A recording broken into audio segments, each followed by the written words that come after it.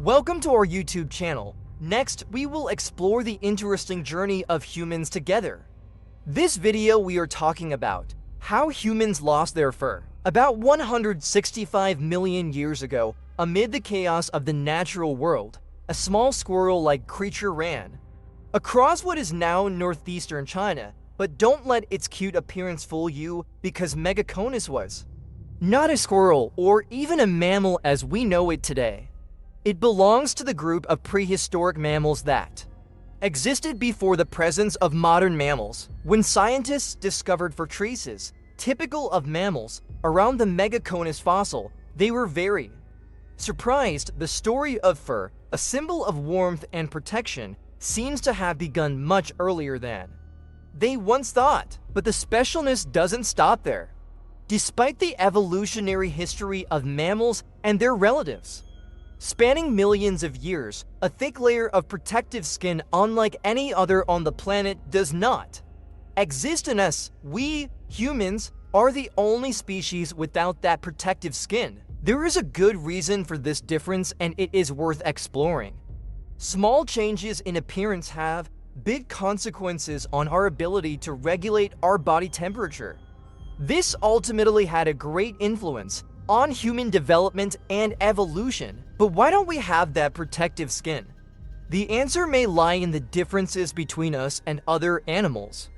We humans are capable of interacting with our surroundings in more complex ways, using tools and moving in ways that other creatures cannot. This has created the need for us to have a flexible body that can easily adapt to the environment instead of depending on a thick skin like other animals.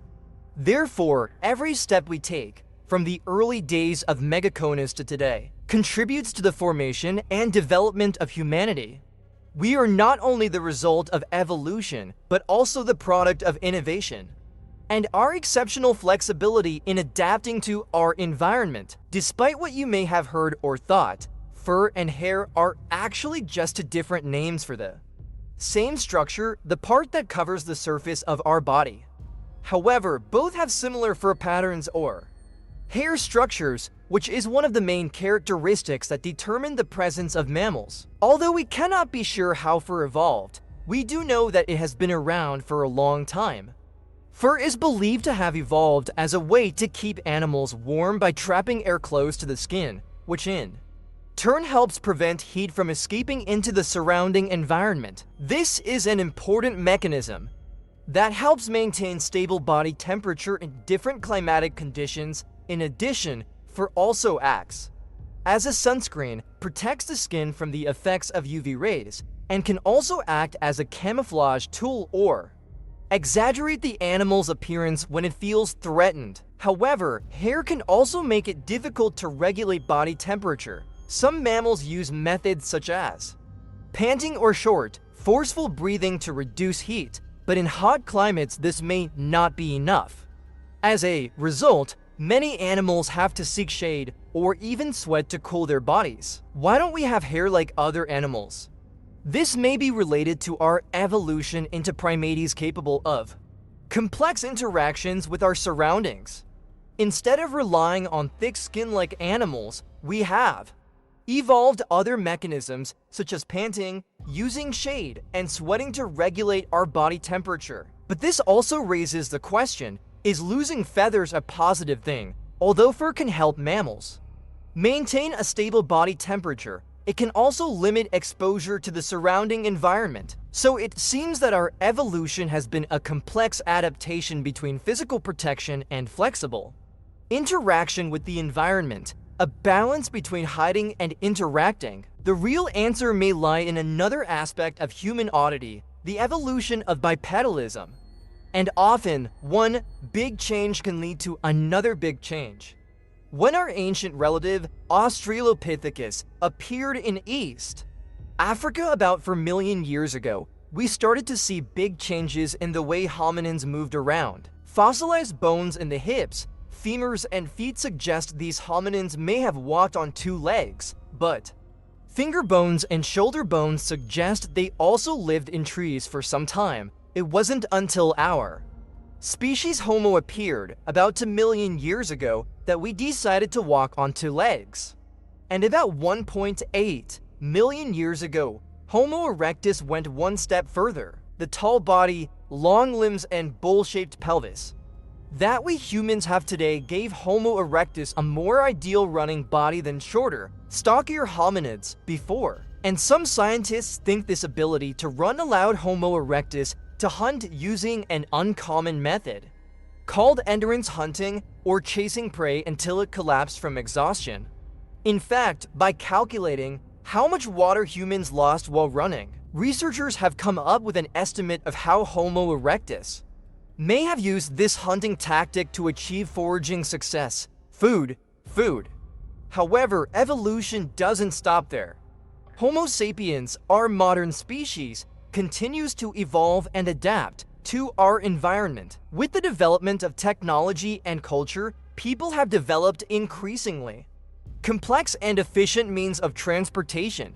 From using boats to cross rivers to using public transportation and cars to move on land, people have made great strides in the field of transportation and mobility. But despite the constant development of transportation, human mobility is still considered one of the most important aspects of our evolution. This ability not only helps us move from one place to another efficiently, but also helps us maintain our body's health and flexibility. Walking on 2 legs has become an indispensable part of human identity and is one of the factors that determine the success and prosperity of humanity in the evolutionary process. By persistently hunting, a team of anthropologists recently discovered that Homo erectus could hunt this way for more than 5 hours straight without needing to rest, and we continue that legacy to this day. We are the only living primate that can engage in sustained hunting. I say we loosely because I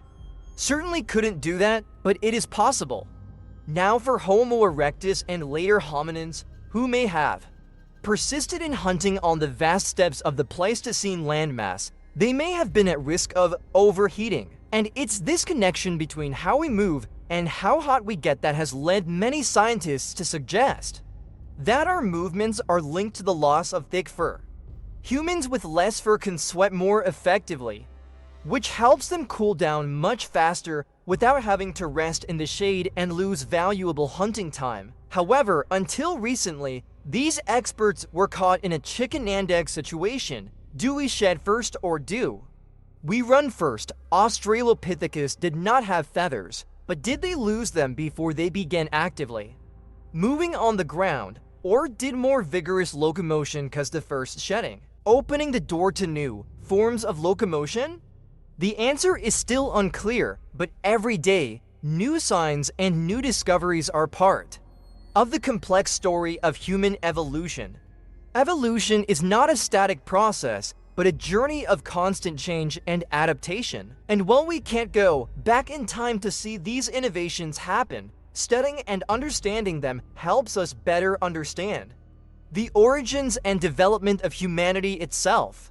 It is important that we constantly explore and learn from the past to apply to the present and future. In an effort to find human adaptations, a group of scientists have devoted much effort to uncovering the connection between hair and our survival, this time with fossils no longer the most important documents. They decided to innovate by finding out when it would be beneficial to be hairless, a complex but promising task. They wanted to learn how hair was necessary for survival, especially in the harsh environmental conditions our ancestors faced. Given the complexity of the problem, they quietly studied the habitat of Australopithecus, seeing how they consumed and lost energy during a day. Their results surprised many. Australopithecus could not have existed without night feathers.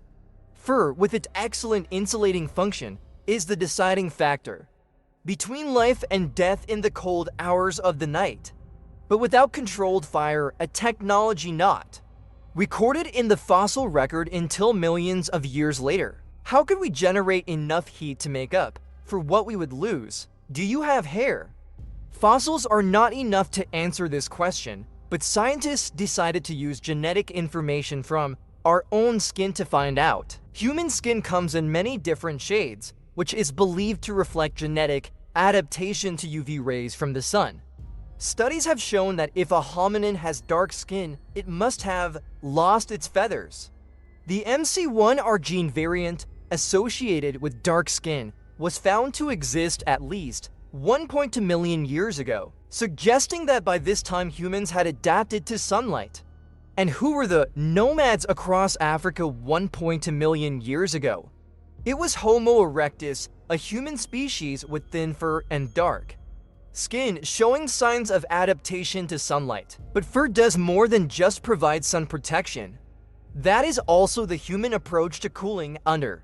Their fur, hominin skin, is lightly pigmented, but skin that is regularly exposed to the sun will become darker over time. This implies that hair is a barrier to the effects of UV rays, and time has also proven that individuals that are better able to cool down thanks to their naturally thin fur are able to survive and outperform other species. Running and hunting longer without regular rest is an important factor in ensuring the survival of a species. Thus, fur and walking on two legs are not only to different aspects of human evolution, but also to parts of a larger picture, demonstrating the close relationship between human structure and human development, body and human development, habitat. Working tirelessly under intense sunlight, African and Asian apes have developed a special mechanism to combat the feeling of high temperatures and keep their bodies cool. In a unique distribution, eccrine sweat glands, which produce the greatest amount of watery sweat, are found scattered throughout their bodies. Eccrine glands are mainly concentrated on the undersides of the hands and feet, keeping them from becoming slippery due to sweat. This is especially useful when they climb cliffs or dense branches in the forest. However, it is worth noting that these monkeys and apes also possess a dense coat of fur, and unlike eccrine sweat glands, apocrine glands are usually only found in certain locations on the body, such as armpits. Apocrine glands secrete thick, oily sweat that is often accompanied by pheromones, chemicals that carry messages about the animal's emotional and physical state. Although it has no cooling effect on the body, apocrine sweat plays an important role in communication between individuals of the same species and sends important signals to other species. The distinctive distribution of eccrine and apocrine glands on the bodies of these monkeys and apes demonstrates evolutionary adaptations to harsh and diverse habitats. The ability to secrete liquid sweat from eccrine glands helps them resist the heat of the surrounding environment and maintain coolness in harsh conditions. At the same time, the development of the apocrine gland also promotes communication and social interaction within their community, helping to create strong bonds and consensus between individuals. Thanks to the flexible combination of both types of sweat glands, monkeys and apes are able to adapt and survive in harsh jungle lands where temperature and humidity change constantly. The difference between us and other primates is not only in the number of sweat glands or hair follicles, but also in the way they are organized and used to adapt to the living environment. During evolution, humans developed a more complex system to regulate body temperature and maintain comfort in extreme conditions. Part of this adaptation is due to the large number of sweat glands we possess. The eccrine glands produce a watery type of sweat, widely distributed throughout the body, helping us sweat effectively when the body needs to cool. The number of these sweat glands is up to 2 to 5 million, 10 times larger than that of another primate such as chimpanzees. This gives humans the ability to secrete large amounts of sweat in a short period of time, especially under the pressure of harsh weather conditions. However, the biggest difference lies in the type of hair we have. Instead of thick, hard fur like other primates, humans are covered with fine, soft, almost microscopic hairs, called vellus hairs. The thinness of these hairs allows sweat to evaporate near the skin's surface quickly and efficiently, transferring heat from the body to the atmosphere in the most efficient way. This allows people to maintain a stable body temperature in high temperatures without having to worry about too much sweat coming into contact with the skin and causing discomfort. With the combination of large numbers of sweat glands and soft fur, humans have become one of the best cooling species on the planet. The ability to produce up to 3.7 liters of sweat per hour in extremely harsh conditions demonstrates the flexibility and efficiency of our body temperature regulation system. While this may make us look sweaty and gross, it is part of the natural mechanisms that help us survive and adapt in diverse and constantly changing living environments. Our strength lies not only in our ability to run fast, but also in our ability to adapt and innovate too. Survive in harsh environments. The changing climate requires us to adapt and find ways to survive, and running has become an indispensable part of finding food and avoiding bamboo. That's when African primates found themselves facing new thermoregulatory challenges. Humans with more eccrine glands can sweat more, and this is a great advantage when running away or pursuing prey. People with less fur were able to maximize the amount of heat lost through sweat, helping them maintain strength and endurance during hunts. Ultimately, more efficient hunting meant more meat and more protein, decisive factors in our development and evolution. Over time, successful hunting leads to material and spiritual growth. Our brains increased in size, allowing us to use more advanced tools to hunt and gather food. This development also encouraged cooperation and communication among tribe members, thereby creating more complex social relationships. Even though we've lost most of our hair, it's not just completely gone. Hair remains on certain parts of the body, such as on the top of the head, in the armpits, and in the pubic area. Hair on the top of the head helps protect the scalp from the effects of solar radiation, while also helping our brains stay cool and function better. Meanwhile, hair in the pubic and armpit areas can play an important role in expressing our maturity and gender. So, as crude and vulgar as it may sound, the ability to sweat profusely ultimately shaped our evolution and development. It is an important part of the larger picture of human adaptation and innovation during evolution. The performance of humans and other mammals in their ability to cool down is not simply a story of sweat and fur, but the passing down of millions of years of evolution and adaptation. Adapt to the surrounding environment. The connection between how we move, how our bodies cool, and human evolution is a complex but rich and fascinating story. The human ability to run, jump, and move is part of our evolutionary DNA a long time ago. When human ancestors were still prehistoric people, the ability to move quickly was the deciding factor between life and death. Perhaps that is why we have the ability to run after prey or avoid danger with speed and dexterity superior to many other animals on this planet. However, moving quickly not only requires strong muscles and body flexibility, but also requires a mechanism to cool the body when overexerted. That's when sweat and hair emerged as the two main means of controlling our temperature. Although the amount of hair has decreased over millions of years of evolution, it still plays an important role in protecting us from the sun and keeping the body warm in cold environments. Meanwhile, sweat is secreted to cool the body through evaporation, helping to maintain a stable temperature in the body when we are active. However, this story does not stop there. Human evolution is not only about adapting to the current environment, but also reflects over millions of years of evolution, how we have adapted to changes in the environment and lifestyle. The relationship between running ability and changes in the body's cooling mechanisms is a classic example of human adaptation to the environment. For a long time now, humans have not only mastered their surroundings, but also continue to adapt and evolve to meet new challenges that life poses. During millions of years of evolution, humans have gone through many stages of change. From using simple tools like sticks and stones to the development of science and technology, We have become dictators on this planet. The ability of humans to think, create, and adapt is constantly demonstrated through historical and civilizational periods. Human evolution is not only a physical process, but also a conscious process. The ability to absorb knowledge, cultural and social development all have contributed to creating a rich and diverse picture of people today. And as we continue to face new challenges in the future, adaptation and evolution will still be the determining factors in our survival.